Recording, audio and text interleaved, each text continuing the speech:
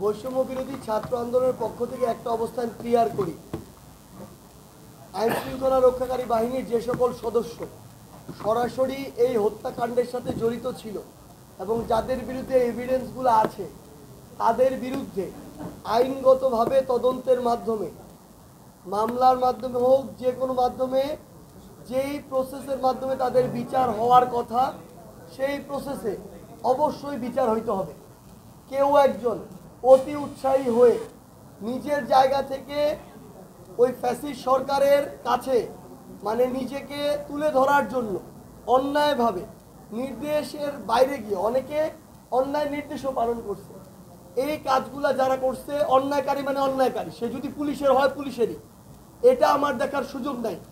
Police তার যদি বিচার না হয় তাহলে একজন রাষ্ট্রের অন্য একজন নাগরিকের বিচার করার অধিকারও বা বিচার করার বিষয়টিও প্রশ্নবিদ্ধ হয়। সে বিচারের বাইরে কেউ না। এই জন্য যে দুইটা নাম আসছে এখানে কিংবা আরও যে নামগুলো আছে, সে পুলিশেরই হোক আর অন্য যেই হোক, যে দোষী তার বিচার হইতে হবে।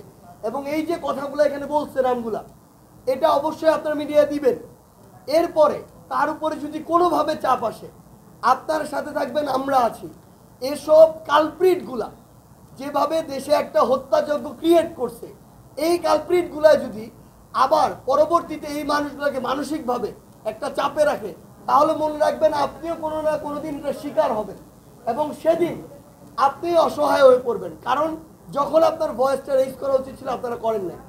সেই জায়গা থেকে আমরা আমাদের জায়গা থেকে কথা দিচ্ছি, বৈষম্য বিরোধী ছাত্র আন্দোলন এই জায়গায় শতভাগ একমত যে এই সকল কালপিটদের বিচার হইতে হবে এবং পরবর্তীতে তারা যদি কোনোভাবে, হুমকি তো দূরের কথা, বিন্দুমাত্র কোনো সাইড দিয়ে আমাদের এই ভাইদের কিংবা বোনদের কোনো কিছু বলারও স্পর্ধা দেখায়, আমরা ঐক্যবদ্ধভাবে তাদের বিরুদ্ধে যা ব্যবস্থা নেয় আমরা সেই ব্যবস্থা নেব।